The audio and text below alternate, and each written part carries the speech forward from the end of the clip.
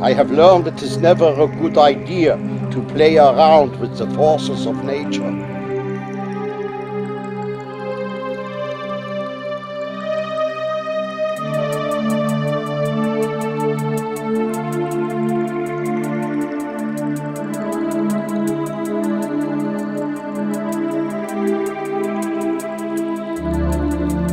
These are God's toys, Commander.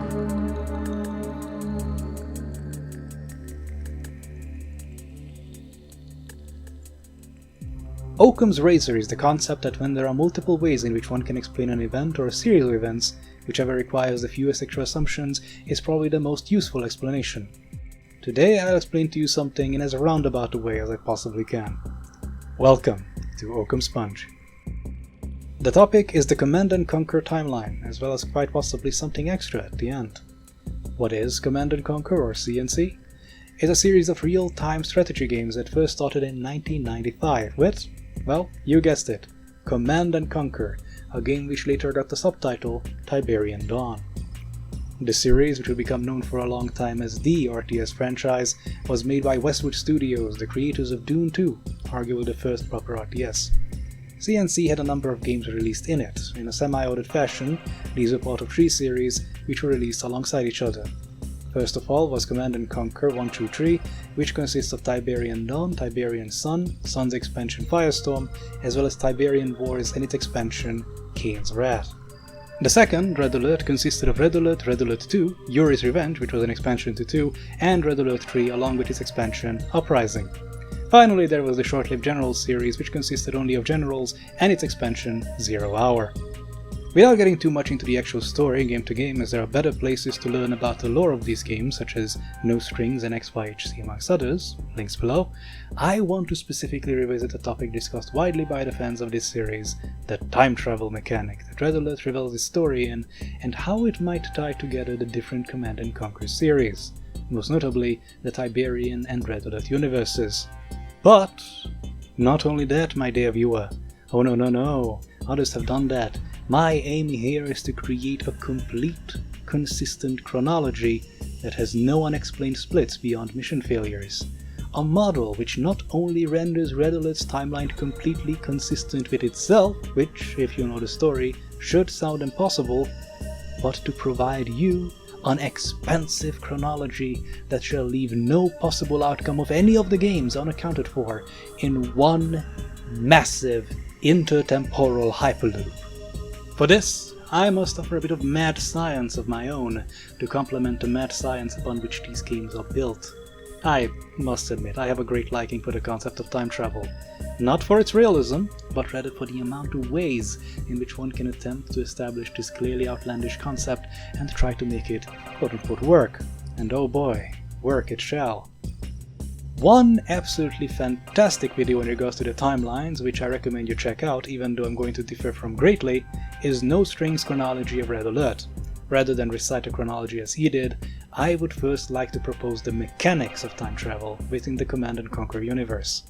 For this, I will turn to Master Einstein himself, and an entirely fictional continuation of his studies of relativity that I shall now proceed to completely pull out of my behind. Wrath of Chronos, a study of higher dimensions and temporal gravity.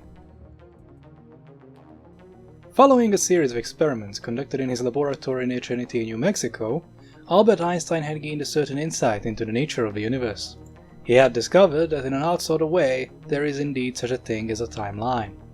Just as a column is a flat circle elongated in the 3rd dimension, so too is the timeline, the 3 dimensions of physical universe elongated in the 4th dimension of time, existing in a higher dimensional space, or as he dubbed it, hyperspace.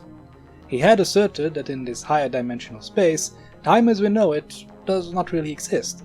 Instead, it is a realm of tubes of space-time that are stretched straight and parallel to one another by a higher cosmic force. This stretching of the physical world is what creates that which we recognize as time. Each of these tubes, or lines, is one timeline, which is made up by physical space, and along which's length are subsequent events. In this vacuous hyperspace surrounding the tubes, there is not much. the tubes remaining condensed into singular universes and timelines by the force of their mass, much like how the Earth can maintain its atmosphere in a vacuum due to its gravity, or how certain particles manage to stay condensed. However, Einstein had raised the following issue. If time as we experience it exists as part of these tubes but not outside of them in lack of space, how can gravity, which is measured against time, exist in this higher dimensional space, affecting entire universes? His answer was the proposition that a different cosmic force, which he dubbed hypertime, must also exist in this hyperspace. This raised an interesting proposition. What would happen if one were to shoot themselves out of their timeline somehow? If this hypertime exists outside of the timelines, then assuming force can be exerted, motion must also be possible. Well, if we can assume that there exist two forces, specifically the wind of time, which is the name Einstein gave to the force that stretches these tubes into parallel lines as a sort of current, and the force he dubbed temporal gravity, which each of these timelines possesses, then if one shoots themselves at a right angle from their timeline with a little force, well, they'll be carried by the wind of time and re-enter their timeline somewhere in the future, as their timeline's gravity draws them back in. This would be not much unlike throwing something up in the air during a windstorm. However, this prospective time traveler would find something interesting during the journey. Outside of their timeline, time as they experience it does not exist. Physical objects can only experience the passage of time within these timelines, of which one we recognize as our universe. This is to say, if someone were to shoot themselves out of their timeline, they would not experience anything until they re-enter their timeline. This is due to the simple fact that physical objects are governed by time rather than hypertime. Indeed, the latter is a very different phenomenon, called time only for the sake of convenience and ease of understanding. If more than just one timeline exists, it may even be possible to shoot oneself into that other by aiming at it and propelling oneself with enough force.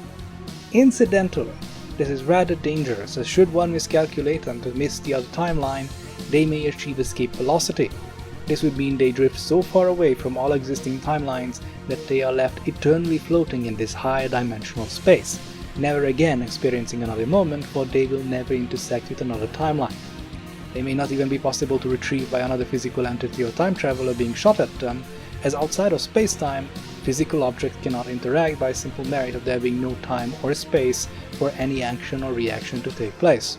As a side note, escape velocity refers to a speed at which going away from a gravity well, one will drift far enough away from it that they will no longer be pulled back to it. Essentially the speed at which one must throw a rock straight up for it not to fall back on the ground, assuming the rock can ignore the atmosphere's resistance.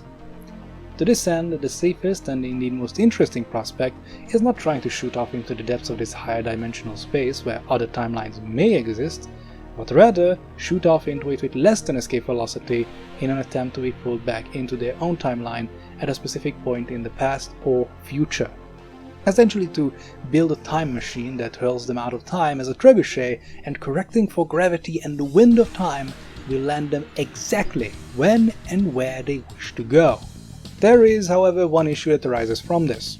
Much as the forces holding atoms together is phenomenal, so too is the energy that maintains the equilibrium of cause and effect.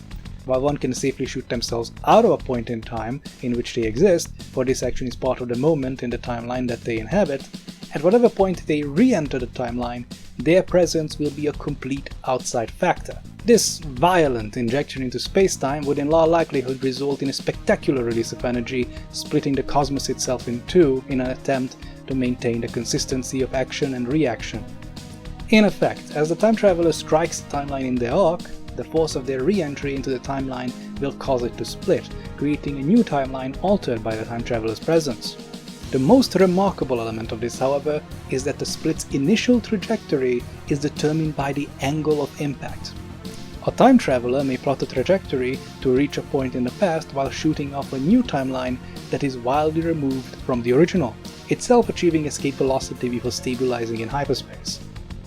On the other hand, a different time traveler with enough care and knowledge could plot a different trajectory that will reach the same point in time, except landing within it gently enough that the newly split timeline cannot escape the gravity of the original, causing both to eventually, at some future date, reconnect, causing a merger of the two timelines, essentially accomplishing the dream of changing the past without paradox, as effectively the timeline beyond this point has not one, but two pasts. On a close to final note, Einstein remarked that it may not be impossible to fashion a time travel device that would essentially draw the time traveler back after a short period of time at their destination. This method would essentially cause the time machine to establish the cause for the effect of the time traveler's re-entry into the timeline, so a time traveler re-entering a point in time seconds, minutes, or even hours after their initial departure would not cause further timelines to form. However, such a measure would have to be calculated down to the last detail, or the time traveler may find themselves returned not to their own future, but to the future they had created. This is the foundation for Einstein's theory of how potentially time travel may be feasible. As a minor and final note, not pertaining to time travel but to time manipulation, a device that could establish the cause for a time traveler's re-entry would have to have the capacity to alter perceived time within space-time as well. It could cause select objects to skip forward in time, or even create the illusion of having stopped time by essentially manipulating space-time itself to some degree, bending space back and forth along time. It would also be possible to move around parts of space within space-time, though with great danger as to not simply bend space, but to cut it and move it. Well, the effects of misuse could be catastrophic. Now that you're familiar with the theory behind how time travel works within my vision of the Command & Conquer universe, let us actually construct the chronology itself. As you may have noticed, there is a time display up in the left corner. All dates will be kept track of up as accurately as possible as we're jumping around in time, along with the symbol of the game or faction we're talking about, as well as a 4-letter code, so you can look at that for guidance. Since this is a rather long video, if you want to take a break and come back later, this might be a good time. If you want to take a break later, that little clock will likely be a good reference point to return to should you forget your exact spot. As said, No Strings video is an absolute treasure, and it has been used as a reference and indeed skeleton in making this. However, some details will be quite different. For a more complete overview of the actual events within the riddle at Canon, I recommend you watch that. We'll focus more on the acts of time travel themselves and their effects. Finally, before getting into it, since I do intend to make good on my word and provide you with a complete chronology, I'll actually set up not one but two different possible chronologies, as well as pinpoint any places where other minor differences could be made in order to maintain consistency. The two chronologies differ only in one divergent point, but it's a rather early one. As to what consistency means when talking about multiple timelines, the point here is to root everything back to a single event in a single timeline, something from which everything originates in a linear narrative. Speaking of, we must find that starting point, and indeed, that should be and could be nothing but the very introduction of Red Alert. While Einstein in this proposed 1953 book I invented for you spoke of time travel as a mere possibility, in 1946 he had already used a secretly developed technology which in the game's files is referred to as a paradox device, or the Chronosphere. His goal was to return to the year 1924 and assassinate Hitler before him and his Nazi party would ever come to power, avoiding the root cause of World War II and the horrors that were brought in its wake. Einstein, who was the master of this technology, having dedicated much of his life to its development, used it with the utmost care within his power. Upon returning to his own 1946, in the timeline where Hitler wasn't assassinated, his assistant asked him if it worked, to which Einstein remarks, "Time will tell. Sooner or later, time will tell." If you know your pseudoscience, with most versions of time travel, this would make absolutely no sense. The assistant who didn't travel in time shouldn't be able to ask this of Einstein if it worked, which should mean it didn't. Einstein couldn't even entertain the idea that it worked upon finding his assistant remembering that Hitler existed, so he should be sure that it didn't work. And yet, his answer remains unsure. The true essence of the question and answer changes with my model. The real question is whether Einstein succeeded in creating a timeline which will at some future point be drawn back into the timeline Einstein left, creating the dream scenario of having erased Hitler's actions from the universe by merging with a timeline where he never existed, without abandoning or wiping out the people who had lived and died in the original timeline. Contrary to Einstein's expectations, and indeed all common sense as we'll discuss momentarily, World War II still comes about as a 1940s Stalin, blinded by a vision bestowed upon him in a dream, is driven by the ambition to expand the Soviet Union from coast to the Pacific through Europe all the way to the Atlantic Ocean, bringing about a new Soviet world order. This alternate World War II is the focus of Red Alert 1. As many people dealing with alternate history topics would tell you, this concept is outrageous. The Soviet Union lacked a number of things required for this sort of ambitious expansion, and yet Red Alert asserts that Stalin would turn his gaze west, hungry for the lands of the old world empires. Well, let us take a moment and go back to 1924. With Hitler's disappearance from time in this alternate timeline, the world, or rather someone, was robbed of one of the greatest tools of chaos and destruction. Had Einstein succeeded completely, the 20th century would have been home to much less destructible times. With Hitler gone, the first world countries, by Einstein's estimate, would be left with a calm century of quiet progress and prosperity.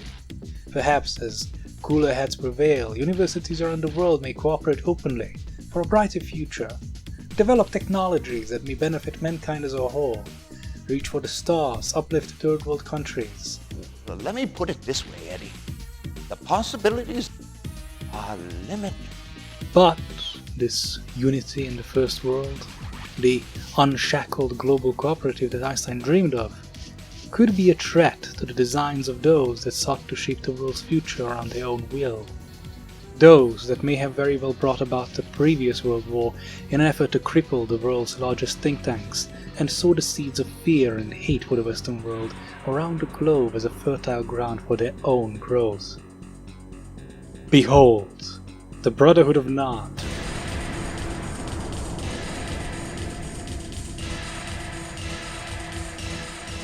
A supposedly ancient organization whose leader claims to himself to be nothing less but the biblical son of Adam, Kane. His agents, under the name of the Black Hand, assassinated Archduke Ferdinand at the start of the 20th century to spark a war that would lead to great damage to the world's colonial empires. In the 1930s and 40s, their designs would have undoubtedly aligned with Hitler's doomed ambitions, for while the Brotherhood had no true need for a dominant oppressive hegemony over the world yet, they would find the further destruction wrought upon the world's powers, and indeed human knowledge, an invaluable asset in their plans going forward into the 1990s and beyond. With Hitler removed from the equation, the Brotherhood required a different stooge to wail against the European powers, and who better than Stalin to accomplish that? With 20 years to correct the course of their plans, the Brotherhood used their talents already vested in Stalin's empire to sow ambitions of world domination in the dictator's mind.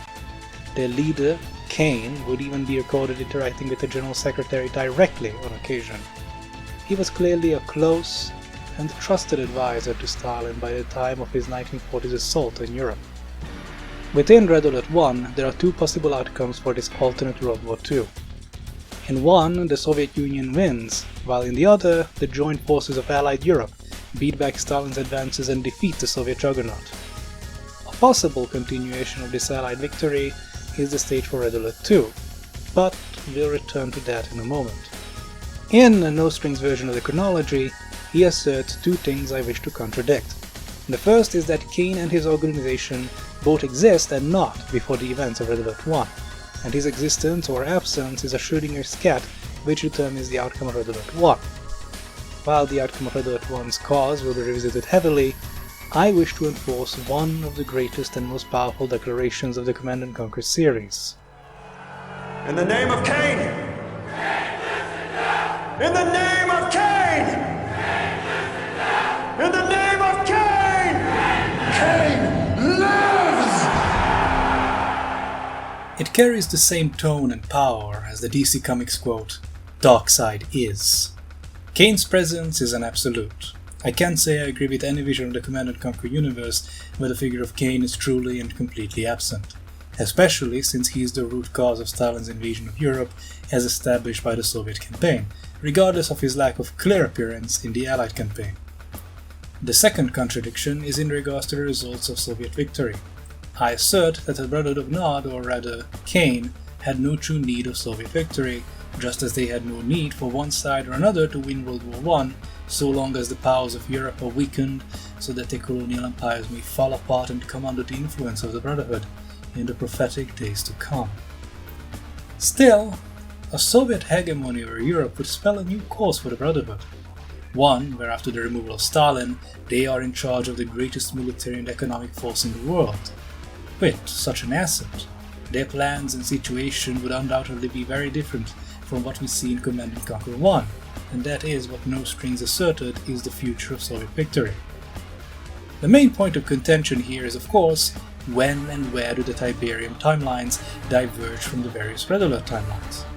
This itself is the question, for which I'll give you not one, but two explanations. To give some context on the Brotherhood and Kane's true objectives in casting the world into chaos at the start of the 20th century, allow me to briefly mention an event coming in the year 1995, an event that Kane had long prophesied for the Brotherhood and which would change the course of human history, for better or worse. A little over 2 decades before the first Command & Conquer game story begins, a meteor lands in Italy near the Tiber River. This meteor is made of an exotic material that is named after the river and becomes known as Tiberium. While many believe that the claim made by Kane that he named it after Tiberius Drusus is a claim that he named the material, given the fact that throughout the 3 Command & Conquer games and Red Alert 1, which range from the 1940s to the 2050s, Kane doesn't appear to age, it could be taken that he was the one who named the river itself back in the days of Rome. Perhaps he even knew back then that one day a meteor would land beside it. When it comes to Kane, we just don't know. This exotic material, Tiberium, would go on to quickly spread across the world as if it was a crystalline fungus, becoming extremely valuable due to its potential both as a precious material and energy source, thanks to its ability to concentrate minerals from the Earth's crust and its tendency to give off a unique and powerful radiation. Eventually, this material would turn against humanity as horrible side effects to exposure are discovered, and its spread across the world becomes unstoppable. Kane and the Brotherhood's aim from the very beginning has been to obtain monopoly over the material. While their ultimate designs with it remain a mystery, claims range from bringing about a new world order, interstellar travel, the next step in human evolution, or even a form of ascension into a higher state of being. To return to the chronology, a Soviet victory where the Brotherhood is in direct control of the now unchallenged Soviet Union would trivialize this goal, so I shall assert that the Soviet victory in Red Alert 1 is equivalent to a not victory in Tiberium Dawn and Tiberian Sun, which is to say, it is a bad end beyond which no future games explored. So then, what of the potential for Allied victory? Earlier I mentioned that one possible continuation here is Red Alert 2's events. For the sake of one of the 2 possible chronologies, I will assert and later reason that I believe that as much as there is a split between 1924 and Red Alert 1's events, which determines the outcome of this altered World War II against Stalin, there is another split somewhere between the Allied victory of Red Alert 1 and the events of Red Alert 2, one that splits 3 ways. Down 2 of these paths lies the Allied and Soviet campaigns of Red Alert 2, down another, the events of the Tiberium universe. The alternate option is that the Tiberium universe lies in the future of the original, which we saw in the start of Red Alert 1. Both of these have their reasons, and both will be stated when we get to the Tiberium games later on. For now, let us look at the 2 lines which are the Allied and Soviet events of Red Alert 2 respectively. The events of Red Alert 2 take place roughly at the start of the 1970s. After the Allies won World War II against Stalin, being unable or unwilling to dismantle the Soviet Union in its entirety, they instead installed a puppet government to keep the communist state in check. However, Yuri, an enigmatic figure who seems to share a barber with Kane, and possesses phenomenal psychic powers capable of controlling the minds of people near to him and even over great distances with the help of the right technology, agitates the figurehead premier of the Soviet Union into an all-out war against the United States, a war which would have been doomed to fail as soon as it began thanks to the US's nuclear arsenal, would it not have been for Yuri's personal intervention. During this war, much of the United States' arsenal is built upon Chronosphere and prism technology. Technology is developed by Einstein, who had previously dabbled in such things during World War II or Red Alert 1. Let us first look, as we did with that game, to the Soviet outcome. In this campaign, Yuri, who orchestrated the war itself, attempts a coup of the Soviet Union, but is stopped by the efforts of Soviet intelligence and a distinguished commander who would later be named the new premier of the Soviet people after the successful domination of the world. Before said domination could be completed, however, in the last act of the war against America, the Soviet Union tracks their forces to the ends of the earth, where Einstein had completed a chronosphere and planned to use it as a last, desperate measure to stop the Soviet victory. An attempt that seemingly failed in a cinematic where a Soviet nuclear missile strikes the chronosphere. Only, it strikes the chronosphere as it closes its hatch, something these devices are known to do upon having already been activated. Let us look back in the timeline. After Red Alert 1's events, depending on the version of the chronology we're looking at, the timeline split into 2 or 3. Regardless of the version, 2 of these were the Soviet and Allied campaigns. Imagine for a moment that Einstein's last-ditch effort in the Soviet campaign was not in vain. His chronosphere activated before the nuclear missile hit it, and in fact sent back something. Anything that would affect the outcome of the war just a tiny bit. A dossier with crucial war intel that would appear on a desk in the Pentagon perhaps? Even if just a lonesome shoe, by merit of the butterfly effect, it could cause enough of a rift in the timeline that a crucial moment in the war turns out different, leading to the Allied campaign story in which the Soviet Union is once again defeated. Commander, good morning. We've successfully instituted the President's Emergency Lazarus Protocol. I'm Lieutenant Eva, the intel officer assigned to your command. And since you're the only commander left alive, I guess I'm pretty lucky to have a job. As a more specific example, it is stated at the very beginning of the Allied campaign that every single commander in the United States, except for the player's character, was killed in the initial attack. A strange little accident that the Soviets could strike them all down, except for one. Perhaps Einstein's intervention helped save their life, thus allowing for the Allies to turn the war against the Soviets.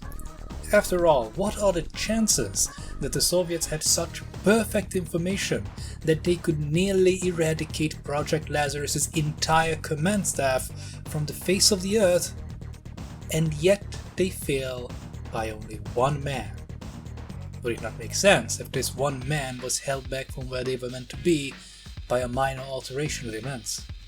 And how fitting it would be that the oddly named Project Lazarus would not restore the still intact America from its ashes, but bring about a hope for American victory after they had already been defeated in another timeline.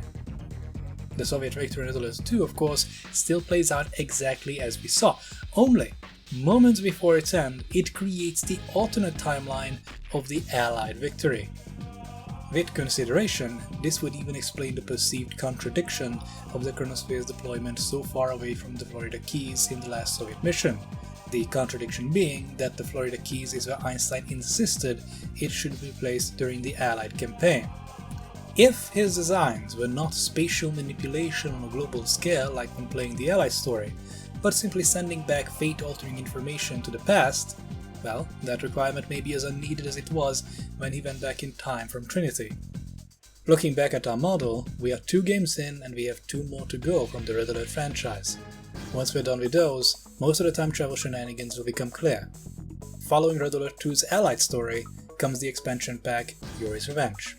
In this, as Yuri was never directly defeated in the Allied campaign, it is revealed that he had in fact, from the very beginning, created a fail-safe project.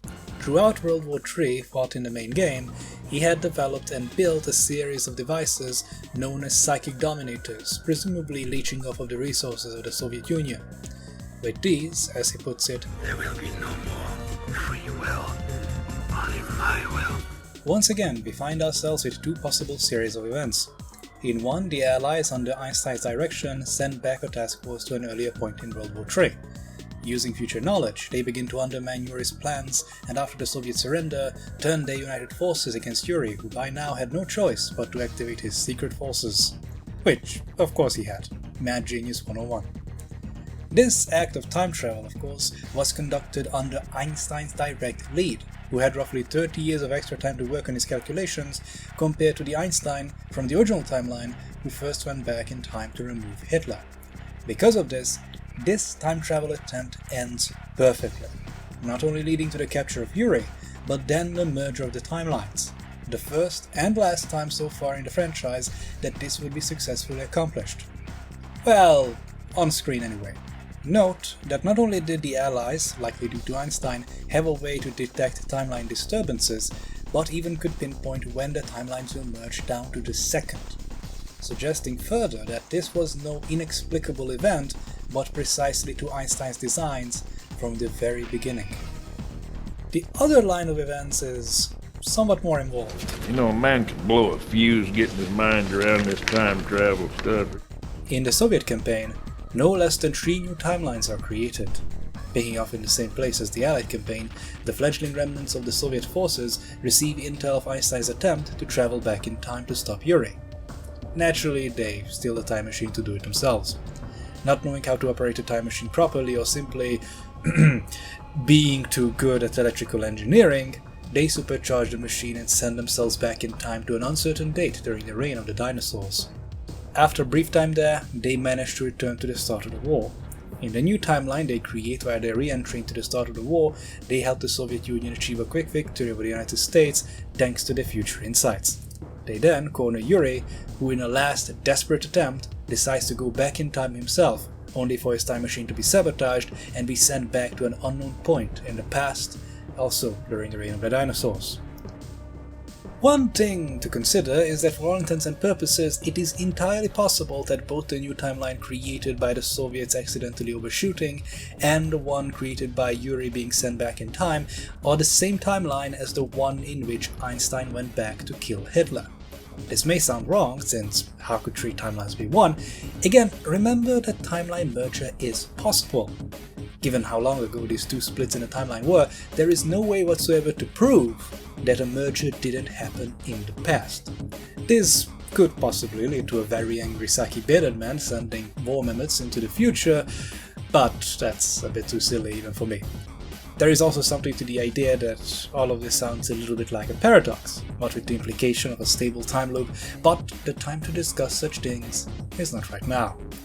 Since we have established briefly what happens in the 2 campaigns of the expansion, let us re-examine where the timelines split. Somewhere just after World War III, before Yuri would have revealed himself or just as he did so, one series of events leads to the Soviets stealing Einstein's time machine, and another to the Soviets not even being present to attempt it. In one timeline, the Soviets were given the intel necessary to make the attempt, in the other, not. It might sound a little bit tired by now, but I believe the Soviet campaign once again is the first. As for the Allied campaign, sometime after the annihilation of the United States forces during the Soviet story, I believe Einstein would go on to do what he did twice before, try and change the past. While certainly his Black Forest research facility was destroyed in this new line of events, it shouldn't be forgotten that Einstein already had a version of the Chronosphere complete by this time from Red Alert 1. Remember, what he had issues with was only large-scale manipulation of space for the purposes of teleportation. Travel in time for a single object or individual as opposed to the large scale at the start of Yuri's Revenge may very well have been in his grasp for a long time.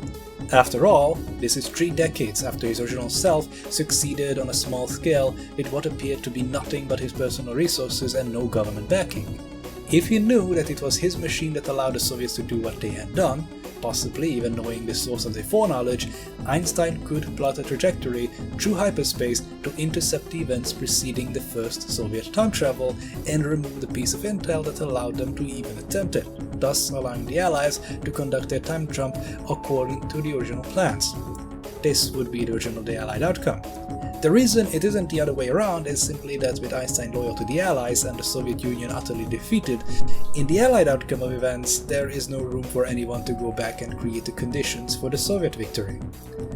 Of course, this has its consequences.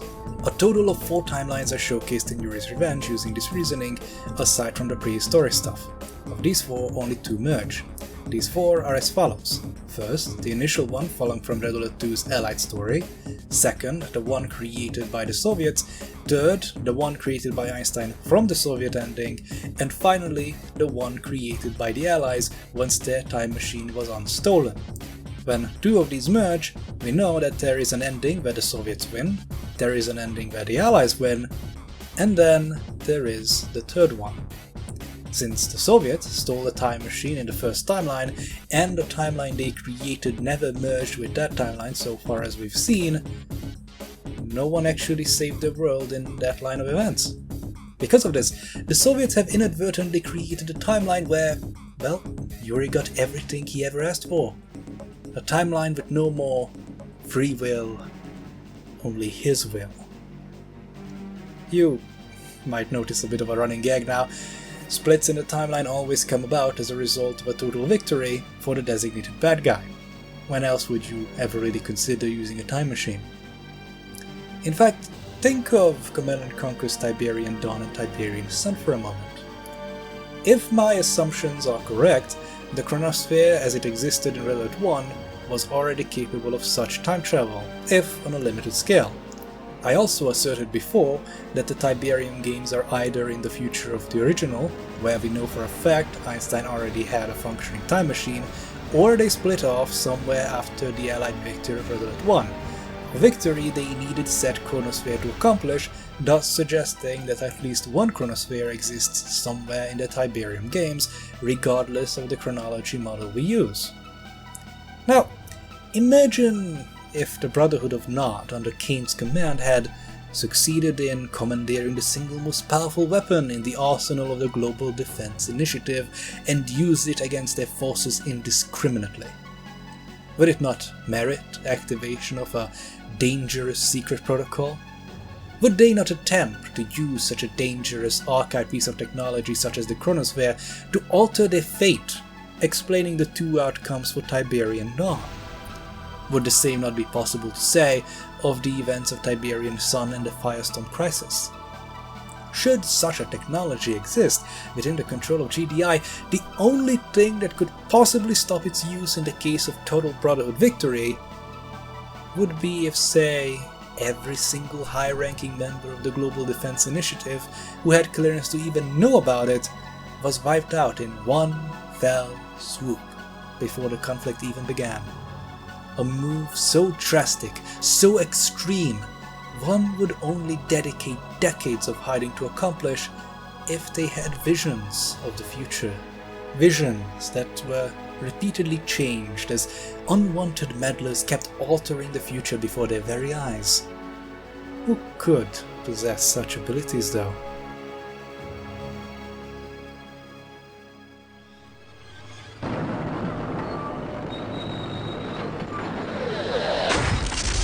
Impossible. Whole units.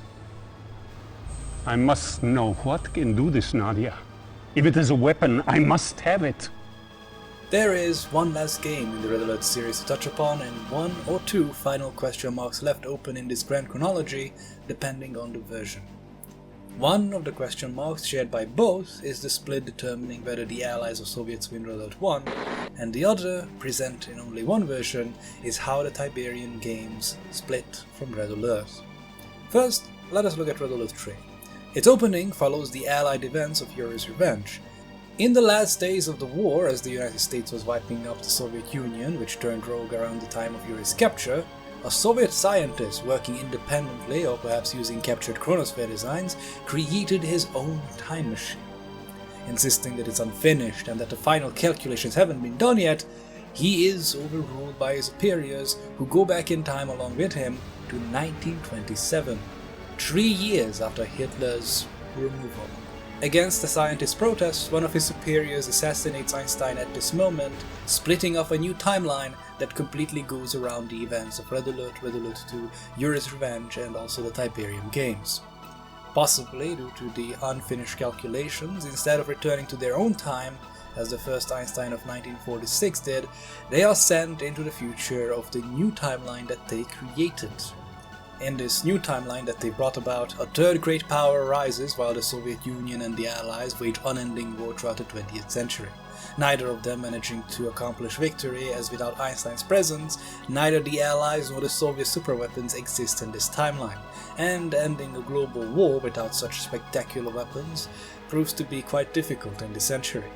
The new power is of course the Empire of the Rising Sun, a version of Japan that had reinvigorated the industrial and scientific boom of the Major Restoration and came to far exceed the capacities of both the Allies and the Soviets so far as technological prowess goes. As it is easily the most cartoonish of the games, there is not much in it to point to in regards to clues to possible off-screen time travel shenanigans akin to Red Alert 2's Soviet campaign ending on a hint that the Chronosphere might have already been activated. As such, I won't decree exactly how the alternate timelines depicted in Red Alert 3 and its expansion might have preceded each other. I will only note that it's likely in some combination that means that the Allies lost it twice before victory, simply on account of how both the new alternate chronosphere developed by Future Tech and the one Soviet scientist who created this mess are both on the Allied side. So it's hard to imagine anyone creating an alternate timeline after the Allies are victorious. I take this podium today reluctantly and with a heavy heart. President Howard Ackerman was a great American. I was proud to be his friend and proud to be his vice president. Yes, he did try to level Moscow and kill millions of innocent people, but only because he was trying to protect us. And in the end, isn't that what really matters? And with that, here we are, at the end of the road. The final question marks. How did Red Alert 1 split? How could Tiberian Dawn tie into Red Alert 2 split in a three-way? Why do we assert that it does?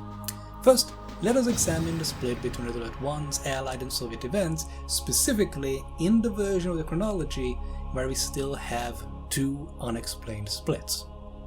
In the Soviet campaign, Einstein was never disarmed by the Soviets. They captured him for a time, but not his chronosphere. The last we hear of Einstein in this campaign is that he retreats to England off-screen before it is invaded by the Soviets. However, his fate was never confirmed. The United States, much like in real life, would still be a safe haven for him at this time. It's hardly unthinkable that, as the running gag goes, he'd try to undo the Soviet victory by a bit of meddling. Albeit this model is not exactly my favorite, specifically because of the one-too-many Einstein did it explanations that it requires. As for the Red Alert 1 split in the other model, and the Tiberium split in this one, well, their source is the same. Which, of course, should sound odd, since one is clearly far before the other. That is simply because I've been feeding you lies for a long time. The Tiberium split does in fact not occur where I have designated it. No, we must go further back all the way before Red Alert 1. During Red Alert 2, it is established that Yuri was one of Stalin's most trusted advisors during World War II. The World War II depicted in Red Alert 1. The World War II, throughout which his entire course, Yuri made not a single appearance or mention on the Soviet campaign of Red Alert 1. The World War II that we know was brought about by Kane, who in turn never appears in Red Alert 2 or Yuri's Revenge. Something clearly seems to be missing here. Yuri appears no younger in the photo he took with Stalin in the 1940s or 30s than he does in the 1970s where Red Alert 2's events are playing out. 30, possibly 40 years of his life later, and he remains unchanged. At the same time, he also depicts the ambition, hairstyle, and ego of Kane as he lays out a plan reaching decades into the future. What's more, if Kane's connections in the Soviet Union ran so deep within the state that he could orchestrate a world war led by the Soviets and was caught on camera with Stalin repeatedly, then what explains his absence in Red Alert 2 and subsequent Red Alert games? Why is he not mentioned even for a brief moment? Well, the answer is quite simple. It is invariably in Kane's destiny to be betrayed by those closest to him. Let us travel down the Command & Conquer timeline, the world of Tiberium. While the Tiberium meteor is still very much headed for Earth in all of the Red Alert games, it is only in the Tiberium timeline that we see its arrival. Past Tiberian Dawn, past Tiberian Sun and Firestorm, we arrive at Tiberium Wars. Only that's not the truth. Unlike the previous games, Tiberium Wars along with Kane's Wrath has only one storyline. The campaigns are all taking place at different snippets of time snuggled in between each other. There is no good ending. Tiberium Wars along with Kane's Wrath establishes total Nod victory. This is the only canon ending. Before all-out conflict even has a chance to begin, GDI's top lieutenants are destroyed by Kane. Even if the theory about GDI having a secret chronosphere are true, no one can activate it. Except, as I said, that is not the truth. Before Tiberium Wars, Command & Conquer 3 was going to be a very different game. Developed under the working title of Incursion, Westwood Studios was working on a different iteration of Command & Conquer 3. In this iteration, GDI's leadership would be wiped away by Kane all the same. However, he'd have had a special lieutenant working under him, a powerful commando and acolyte who could see his will through. During the campaign, this commando, gifted with phenomenal psychic powers and God only knows what else by Kane, would lead a raid against Area 51 where, unbeknownst even to the GDI forces there would have been stored away the original Chronosphere, under the care of top men. In the fighting, the device would be activated by accident, possibly by being damaged, and this would tear open a hole and send the commando hurtling into the past. This was Yuri. This is where he came from the Command & Conquer 3 we never saw, hurled back to somewhere preceding the events of Red Alert 1, armed with unprecedented psychic abilities, knowledge of past Nod activities and more. Yuri, this man of nearly unmatched ambition and ego, would be in the perfect position to uproot Nod's operation within the Soviet Union completely. He could uncover Nod's machinations to the General Secretary, bring about a great purge that removes Kane's influence within the Soviet Union, make himself in doing so the single most valuable advisor to Stalin in the General Secretary's eyes, while also causing a conflict in Soviet leadership that cost them the war, even with his presence, leading to the defeat of the Soviet Union. Any questions? Good. Give him hell, boys! Still, the temporary defeat of the Soviets would hardly matter. Yuri already knows what is coming. He knows of the Tiberium meteor that is to strike the Earth in 1995. He knows the power of Tiberium, he knows how to use it, and he knows that if he doesn't capitalize on it, Kane, who cannot be killed, will. So begins his Psychic Dominator project. If he cannot kill Kane, he will make sure that there isn't a single soul on the entire planet that can work for the Brotherhood. He will dominate the minds of the entire planet, and have sole property of a Tiberium, the only inheritor of its secrets and the secrets of the Tacitus, the one mind to see divination, the one man to achieve ascension. Except, no matter his actions, Kane would still be around. After all his defeats, Kane is still there. Kane lives. Who knows? Perhaps somewhere out there is another Yuri too. One was sent back in time to the age of the dinosaurs. As was said, there is no way to prove that this timeline didn't merge with the root of all others. Think about it. A single, bearded man lost in time, wandering alone, punished to walk without company for millions of years. His designs impossible to bring to fruition in a world without servants, without technology.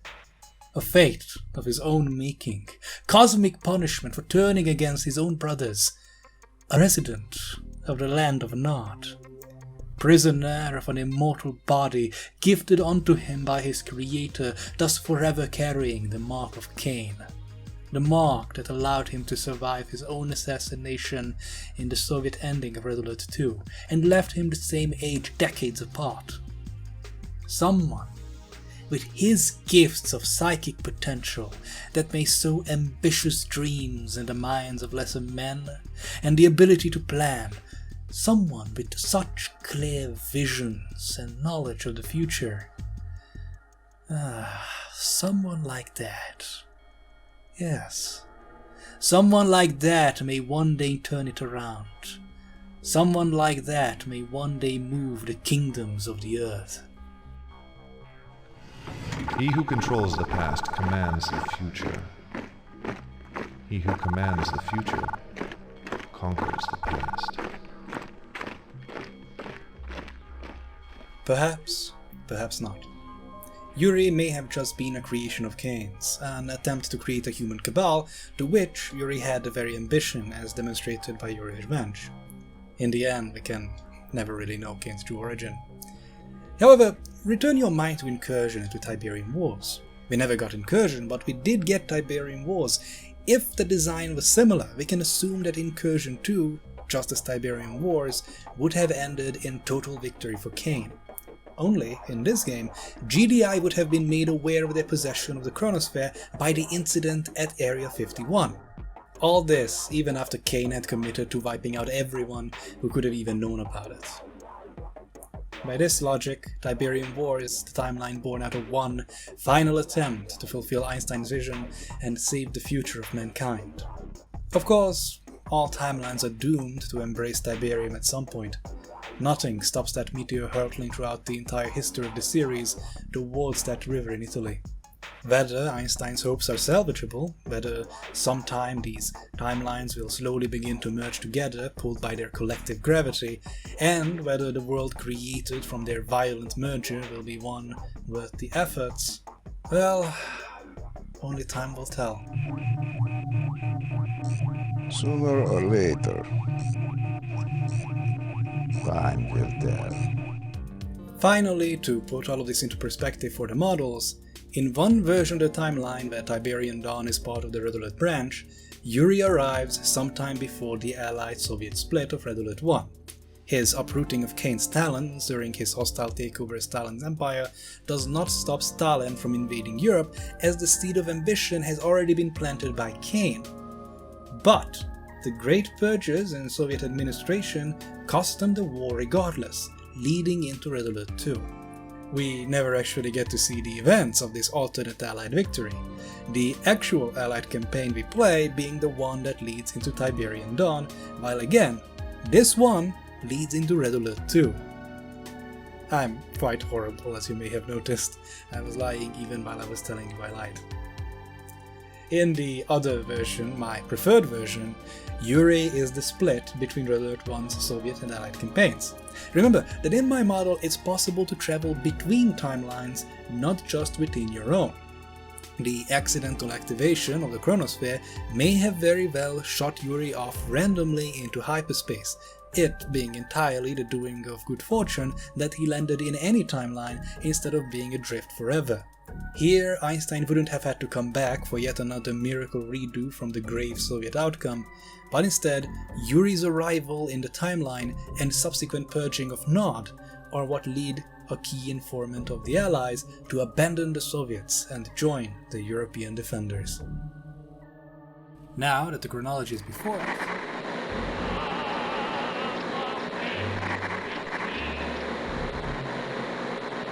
topic, I want to do a quick recap as well as talk about the 2.5 games that I haven't mentioned yet.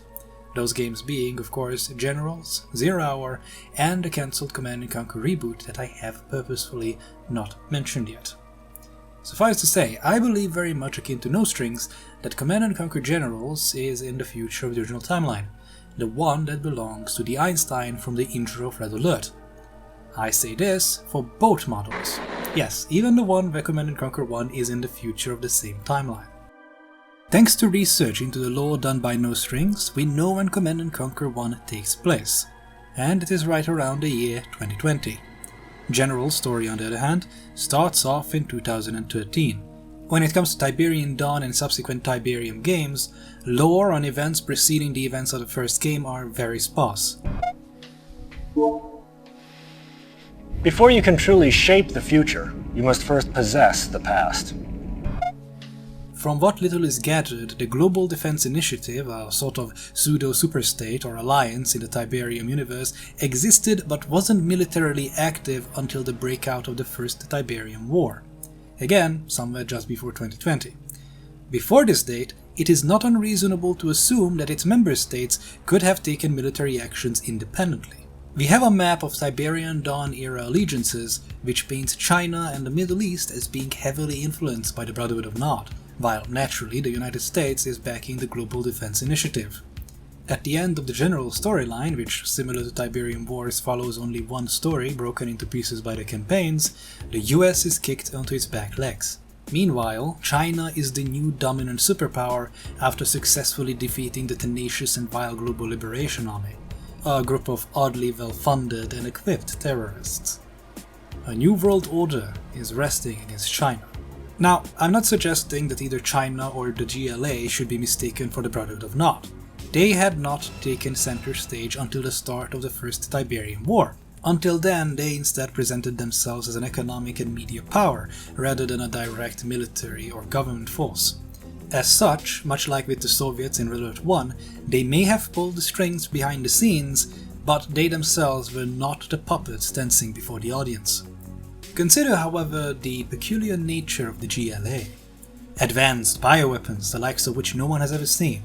A bold, suicidal approach of attacking both the world's greatest superpowers in China and the US. The kind of minds that could orchestrate all this and produce world-rending new chemicals shouldn't be so foolish as to think this would work. That they could take on the entire world, fighting from the backs of pickup trucks. So, what if they were not so foolish? What if everything happened exactly as it should? GDI is very much on the back leg both politically and financially at the start of Tiberian Dawn, while the Brotherhood of Nod, allied to China, are dominating, maintaining a massive support base even in GDI-aligned Europe. In general storyline, or rather in Zero Hour, Europe celebrates China after the Asian superpower liberates them from the control of GLA. Now, someone defeating the GLA was inevitable. They were, after all, just a bunch of ideological terrorists. And yet, they served as the perfect opening act to render Europe into China's debt, heart and soul, and elevate China even higher on the world stage, all while pushing the United States into the shadows along with any organization they may lead. If Kane's Brotherhood existed in this timeline, would this not play exactly into their interests? Their greatest ally and puppet, responsible for saving the world from a terrorist organization. The perfect smokescreen to further cast off accusations of being tied to terrorists themselves, while creating new avenues of political influence, all while naming their paper tigers the Global Liberation Army, which would be a symbolic spit in the face of GDI. Think of it. Kane empowers a couple of agents with Nod biological weapons and research, puts them in contact with various low-value terrorist cells around the world, allows them to run rampant for a while, dealing heavy blows against the United States, only to then allow China to wipe them out. Would Kane do such a thing? And, of course, what of Generals' sequel, the cancelled game? In spite of being a sequel, it was called simply Command and Conquer. Odd, isn't it? This game was meant to be set around... Oh, that can't be right. 2020? Certainly, what we did eventually see was very, very different from the original Command and Conquer, with Nod and GDI making no appearance. I must still ask you though, what if at some point in development they were planning something naughty? Why name a game Command & Conquer? Many fans were rightly upset that Generals' sequel would steal away the original name of Tiberian Dawn. Only, what if it wouldn't? What if somewhere in development the game was meant to be a remake? What if it would have presented once more the story of Tiberian Dawn, but with a new engine? Shiny and chrome. tie generals into the Tiberium games as a prequel and present the possible nod machinations of beating America down with the GLA only to have China take the stage in their place presented as the grand reveal, while Tiberium harvesting works itself into the game's story. And first, the generals-looking game developing into a view at the very beginning of the First Tiberian War, which Tiberian Dawn skipped past. Of course, this is all saying if Tiberian Dawn is in the future of the original timeline. If Tiberian Dawn wasn't, well, that's also interesting. Then, if Generals is in the original timeline but Tiberian Dawn isn't, then this new Command & Conquer game could also have spiraled into the First Tiberian War, only into a different version of the same conflict. After all, as I have said before, nothing stops the Tiberian meteor hurtling throughout the Command & Conquer timelines. Well, maybe... but later. Even if Tiberium was never mentioned in Generals, it did take it 25 years to spread to the degree it existed in the First Tiberian War. Perhaps it still wasn't yet so universally present as to require mention in an unrelated conflict of 2013. Of course, like many other things so far, this is mostly speculation. And yet I feel like it puts Generals into the canon nice and snugly, earning it the Command & Conquer title in a way that none of the Dune games did, in spite of mechanically being Command & Conquer games. So, on to the recap. Assimilate our history, for it is your own. Kane wants you to view this. I'll only recap my preferred timeline in full, the other you can piece together from the visual guide alone, as it is largely the same and was already explained in detail. For now, let us begin from the original timeline of 1946. First, Einstein goes back in time, creates a timeline of the Soviet victory in World War I. After he has done this, time continues to tick in his timeline, and eventually Generals occurs in 2013, followed by the nod events of Tiberian Dawn. GDI then uses Einstein Time Machine and creates the timeline of their own victory in Tiberian Dawn. After GDI's victory in the new timeline, Kane eventually resurfaces, starts the conflict of Tiberian Son, defeats GDI and launches a world-altering missile, while failing to stop the same GDI protocols from activating that created this very timeline. Thus, once again, GDI creates a new timeline where they won. In this second GDI created timeline, the Firestorm crisis occurs, causing temporary union of GDI and Nod in Kane's apparent absence. Eventually, Kane resurfaces yet again, only to shoot down the GDSS Philadelphia in hopes of stopping GDI from using their damnable time machine yet again. During the events of this incursion, Kane's lieutenant Yuri is accidentally shot out of the timeline by the Chronosphere, into the timeline Einstein had created a century ago. Not long after, GDI uses the Chronosphere to do exactly what Kane feared, creating the timeline of Tiberium Wars and Kane's wrath. In the timeline Einstein created, the Soviets win due to Kane having adapted to the situation. However, at some point Yuri collides with this timeline before the events of Brotherhood 1, thus creating the alternate timeline of Allied victory. In this alternate timeline, the Allies put a puppet government in charge of the Soviet Union, and Yuri eventually goads it into a full frontal attack on the US while attempting a coup that gets thwarted by Soviet intelligence and a player character. In a last-ditch effort, Einstein once again alters the timeline, possibly saving the Allied player's character and allowing them to lead the Allies to victory in another timeline. The future of the Soviet timeline is unclear, though Yuri's survival is directly implied and he likely has his psychic dominators all the same. In the Allied campaign of Red Alert 2, the Allies win, but after their defeat of the Soviet Union, they discover Yuri's psychic dominator network. Before Einstein could take them back in time and undo Yuri's victory, the Soviets steal their time machine and go back to the Jurassic era. The new timeline created this way may have merged with the start. However, where they came from, since the only time machine capable of saving them is gone, the people of this timeline belong to Yuri. In the ancient past, the Soviets who took the time machine to the Jurassic era successfully navigate back to the start of the war and defeat both the Allies and Yuri. Einstein gets up to his old tricks again and does himself a solid by creating an alternate timeline where the Soviets didn't have the intel to steal his time machine. In doing so, two new timelines are created, one which is where Einstein's time machine isn't stolen, and the other one created immediately after by Einstein using said unstolen time machine. Later, these two timelines merge. Since, in the now merged timeline, the Soviets weren't defeated but simply signed a peace treaty to work together against Yuri, they do the obvious heel turn and attack the Allies after Yuri's defeat.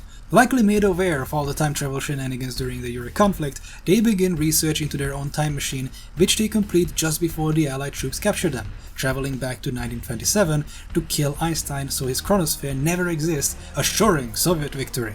Instead, in the new timeline without Einstein, a conflict similar to Brotherhood 1's drags on for decades as neither the Soviets nor the Allies have any way to end it without superweapons.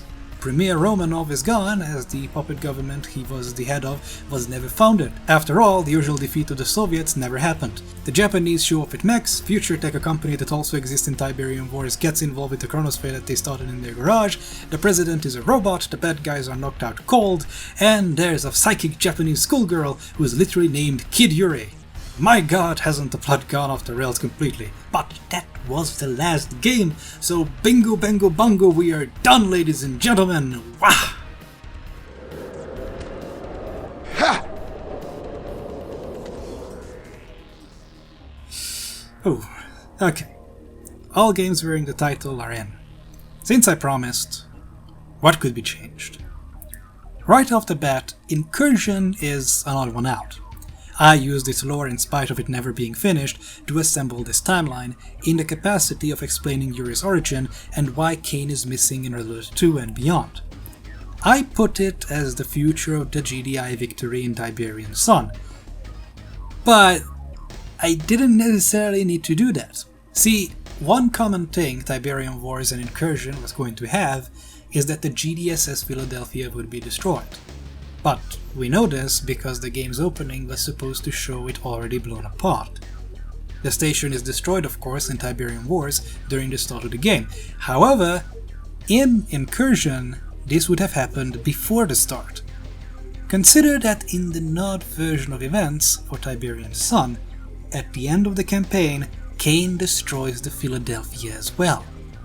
So, again, imagine what I said occurs after Tiberian Son. Some GDI top rankers put in effect a secret protocol to use their archived Chronosphere and undo Nod's launch of the world-altering missile. In doing so, they create the alternate timeline of GDI victory. But what happens next? Kane seems to have disappeared, but we have no real idea what that would mean. According to him, the missile wasn't meant to destroy life on Earth, but rather change it. Force divination, a sort of evolution into a new state of being. Later, in Tiberium Wars, it would be implied that this was a way to contact the Skrin, a race of aliens that seed planets with Tiberium, then harvest them. What Kane had done in that game to achieve the same end certainly didn't end all life on Earth. If Kane hadn't abandoned Earth in whatever that flash was, Incursion very well may take place in the world altered by the missile. Yuri's psychic abilities may be a result of the world's alteration, being the first of a species of psychics that Kane had created in dousing the world in Tiberium. Kane might still desire the Chronosphere after this victory, as it would be a tool for him to use, so that all of time becomes his to command and conquer. There's also a minor alteration, which is a possibility I hinted at via editing earlier in the video. While I claim that the Soviet victory Yuri's Revenge should be a predecessor of the Allied story, because in the Allied victory there is no one left on the side of the Soviets to go back and create the conditions of their victory, I was telling a small lie. With Brotherhood 3 introducing a Soviet scientist who developed his own time machine not long after the events of Yuri's Revenge, this could leave the Soviets capable of altering the events of Yuri's Revenge. However, that would require some other unknown Soviet supporter to hijack their time machine between its use and capture by the Allies.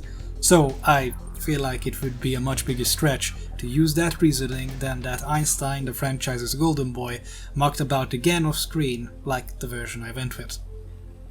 There is also another small change that could be mentioned, which could tie into an issue of an apparent erasure of a certain time loop, which may very well seem like a paradox. First, the change.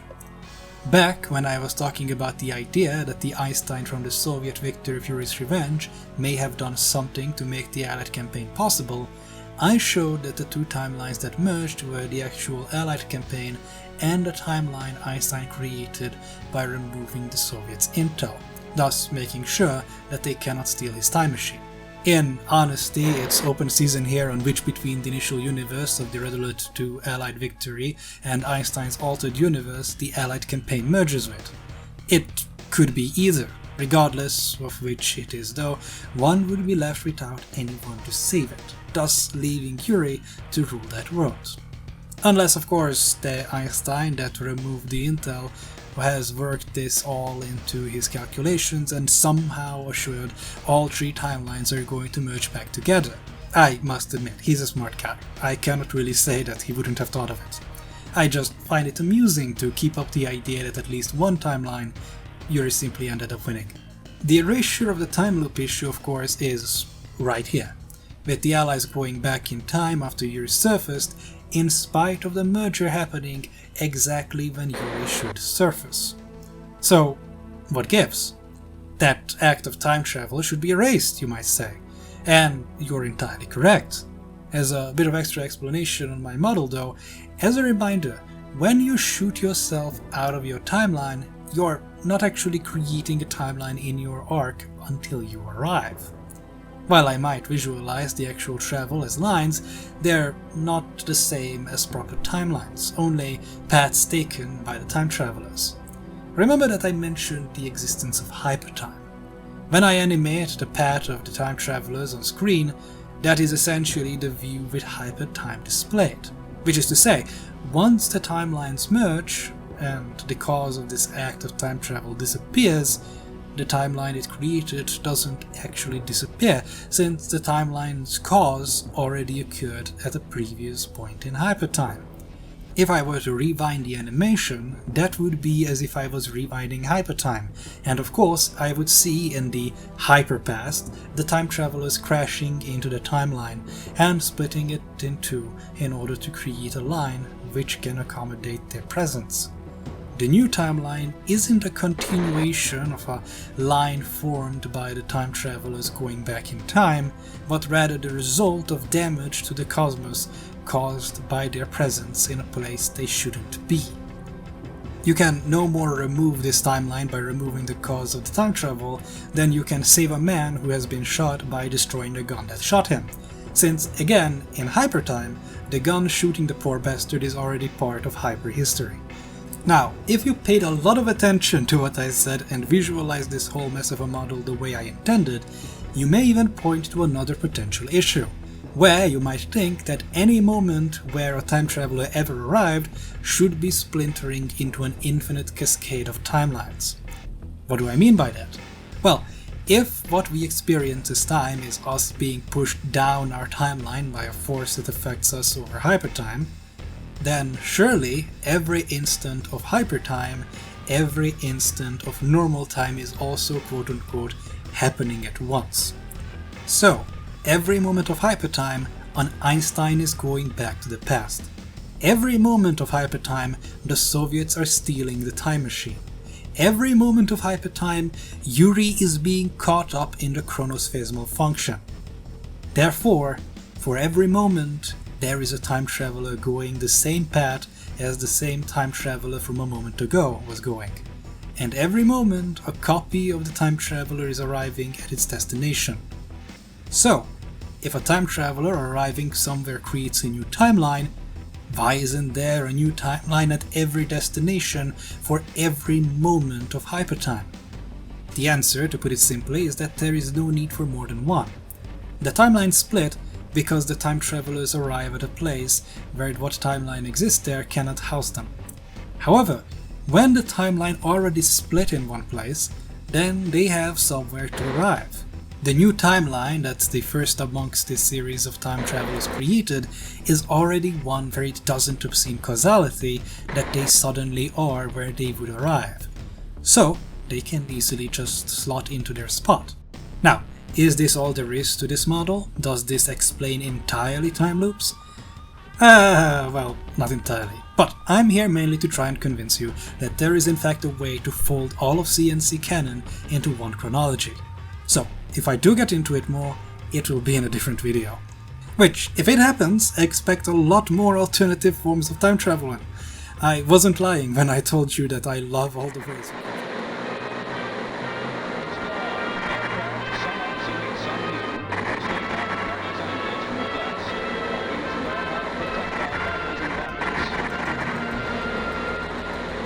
Before we move on to the final topic is that I alluded to there being multiple reasons for the two alternate chronologies.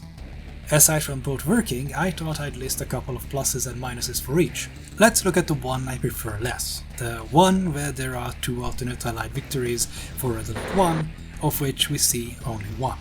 The points in its favor and against the other are as follows. 1. Generals and Tiberium do not need to coexist in the same timeline. Admittedly, the 6 to 7 year gap between Generals and Tiberian Dawn is a little slug for how different the worlds appear. 2.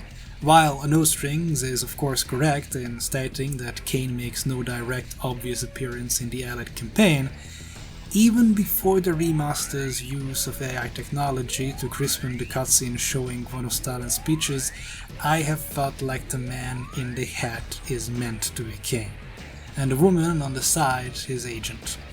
While I could argue that the only distinguishing thing about the man in the hat is his goatee and baldness, and these traits are shared with Yuri, who might wear the hat to cover his tattoo, that would be applying a lot of artificial hindsight into the shot, and it's pretty damn clear that's not what was intended when filming the scene. On the other hand, as I said, I prefer the other one, so let's look at the positives there. 1. It requires fewer off-screen time travel shenanigans. I admit, bringing in off-screen events muddles things from the get-go, but you'll have to admit it's necessary if one wants to try and make events that likely weren't meant to coexist, like the alternate endings, do so. It does this by not including the off-screen never-seen alternate Allied victory, and makes the split of Allied and Soviet victories in Red Alert 1 the same event as the one that delivered Yuri into Red Alert 2. Number 2. Since it is part of Command & Conquer's lore that the advanced, self-assembling buildings just began development in the early 2000s, it makes little sense that Tiberian Dawn would be in the future of any Red Alert game, since in Red Alert the same kind of technology is already in use. That being said, it isn't necessarily unthinkable that they could exist in Red Alert, since if Tiberian Dawn was in the future of the original, then Kane had to make significant moves to make the Soviet attack on Europe possible. I had mentioned before that the real-life Soviet Union never would have had not only the interest, but also the capacity to pull off the invasion they do in Red Alert. However, the Brotherhood of Nod was a technological powerhouse, who have studied ancient alien artifacts at least as far back as the First Tiberian War. If their research goes back even further, Kane's people might have introduced these technologies early on to allow for the Soviet Union's invasion in their name, thus explaining how the 1950s are on par with the technology of the 2020s of a different timeline. Number 3. It plays better into the way Nod is portrayed in the games if the First Tiberian War was the first time that Kane was truly defeated. By simply not having the Brotherhood be directly involved in conflicts beyond instigating them, such as the assassination of Archduke Ferdinand, Kane never appears to fail and can easily maintain his look as a messianic figure even before his prophecy comes true with the arrival of Tiberium. However, if Nod did put all of its resources into the Soviet victory and they were defeated, well, one expects a less worshipful view of him. So it plays better that Tiberian Dawn is in the future original timeline, rather than the Soviet Union's crushing defeat. On review, the differences may not look like much, but I do still feel like the latter is better. Plus, it's just a lot neater, especially if one trims the fat a bit and only leaves on the games developed by Westwood. Now that we have completely set up and exploded 2 chronologies, there might only be one question left, and it is not a question for Command & Conquer, but to me.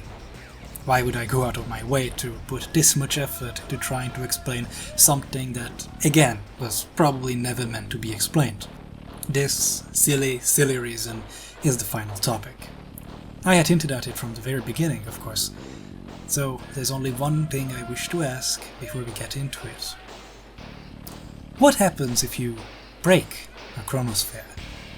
These marvelous devices, moving, shaping, even cutting the fabric of reality according to the user's will. With each leap through time, they rend the cosmos in two. Then, unrefined, they leave holes in reality. What cataclysmic effects may they yield if damaged? What unseen effects may they unleash?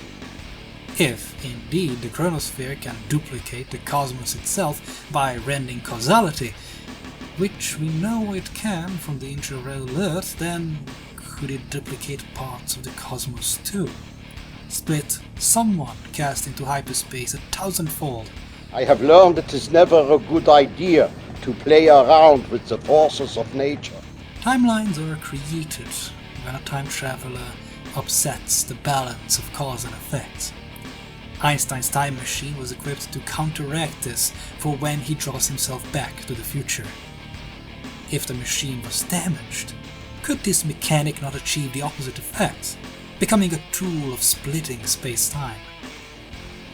What are the chances that Yuri, scattered into the cosmic winds of time, would ever reappear anywhere at all, instead of just disappearing into the infinite void like the poor people of the original Philadelphia experiments? Was it just cosmic luck? Or was that Yuri only one amongst untold numbers, split and resplit and then split again as he was pulled out of reality by a malfunctioning chronosphere? Even if just one traveler shot into the void has little chance of ever reappearing elsewhere, if the chronosphere can indeed, when malfunctioning, split its traveler, then the chance that just one amongst them does reappear increases dramatically. But then, if one of them managed to reappear somewhere by pure chance, why not two? There is one story that I skirted around for a long time now. One last piece that is not needed for this chronology, but which this entire chronology was built for. If you were only interested in the ways that the games I had listed fit together in their lore, you may leave now. The continuing concerns something entirely different. It concerns a very special case of a timeline. If you chose to listen beyond this point, try to guess what story I'm telling you. Chances are you know it already. And remember, the more things change, the more they stay the same.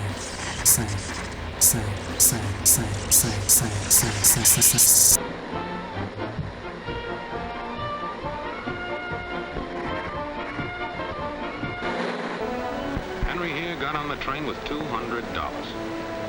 He couldn't see any harm in a friendly game of cards. For security reasons, the screen must be partially blacked out as an atom bomb is raised into position under the eyes of the supervising engineer. Today, we are handling our forests more intelligently. It's what we all must learn to do. 10,000 scientists and engineers are at work to prove that atomic energy does not mean only the atomic bomb. Bomb.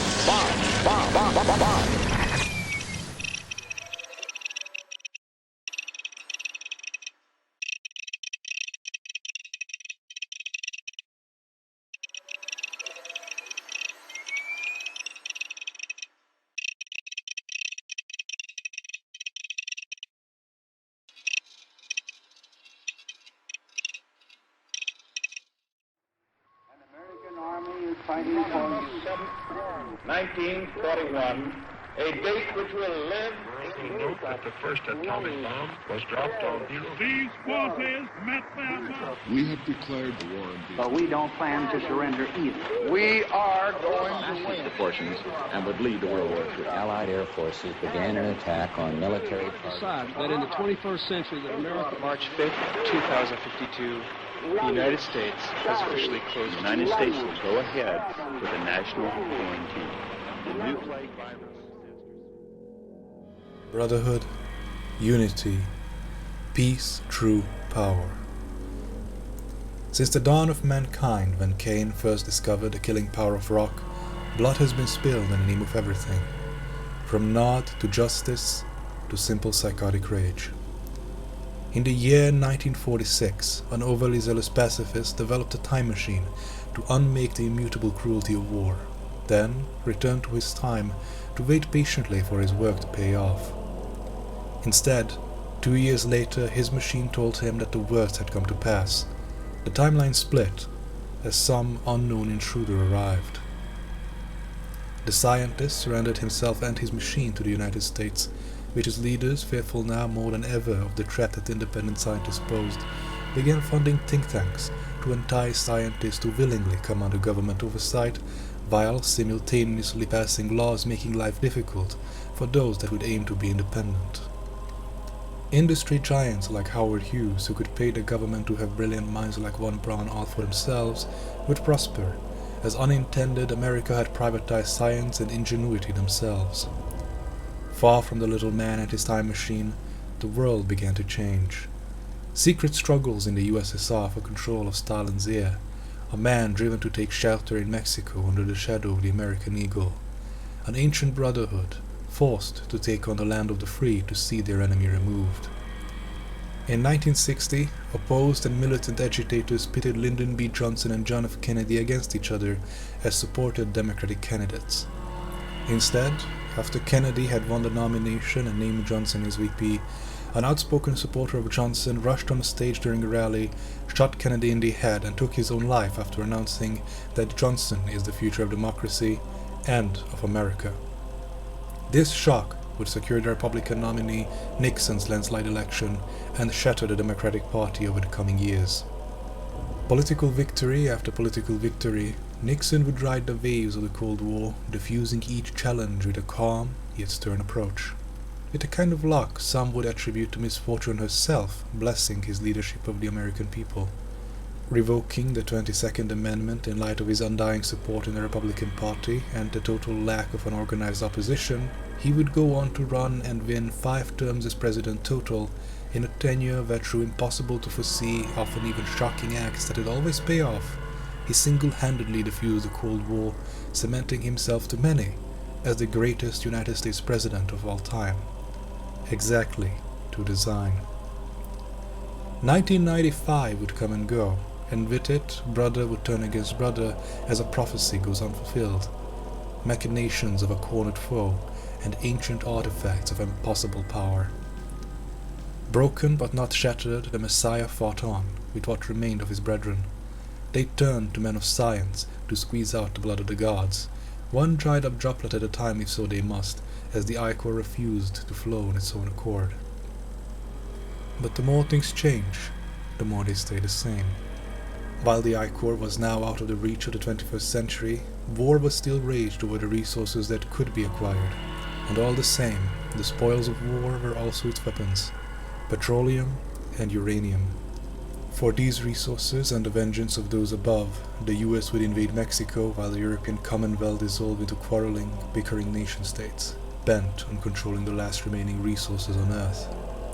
Betrayal begets betrayal, brother replaced brother, sickness spread willfully and death bred like fine horses. The family was torn apart. In the year 2077, after millennia of lies, manipulations and armed conflict, the destructive nature of man could sustain itself no longer. In 2 brief hours, most of the planet was reduced to cinders. But it was not, as some had predicted, the end of the world. Instead, the apocalypse was simply a prologue to another bloody chapter of human history. For man had succeeded in destroying the world, but war never changes.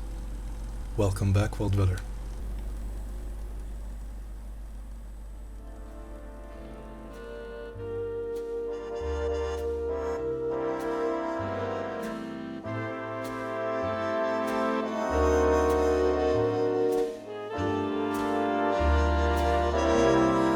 Only you I dream of each night. Your sweet smile is my heart's delight. Yearning to find rest in your arms. Take my hand, I'll hold yours tightly. I love yous, I don't say lightly. There is no escape from your charms. Say I do, my one ambition. Don't delay my soul's invitation. I am yours as I hope you're mine.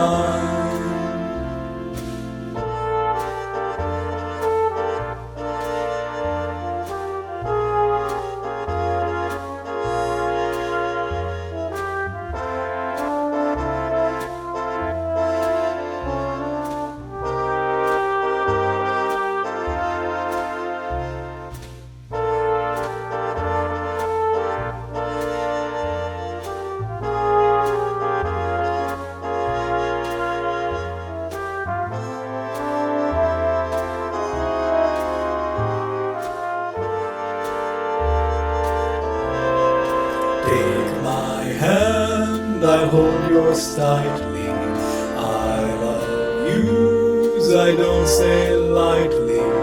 There is no escape from your charms. Say I do, my one ambition. Don't delay my soul's invitation.